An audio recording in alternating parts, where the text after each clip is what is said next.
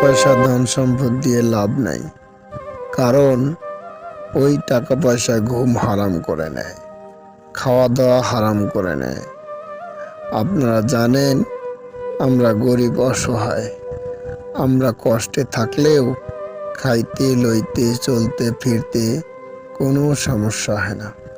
আল্লাহ পাক আমাদেরকে সে ব্যবস্থা করে দেন। আমরা খাইতে কোনো ভয় পাই না, চলতে ফিরতে কোনো ভয় পাই না, খাই আরামে, ঘুমাই আরামে, নো টেনশন, ডো ফুর্তি। ইনশাআল্লাহ সবাই গরিবের পাশে থাকবেন, গরিবের জন্য দোয়া করবেন।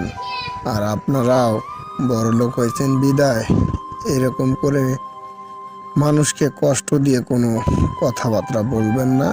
ইনশাআল্লাহ আল্লাহ পাক আপনাদেরকে মাফ করে দিবে এবং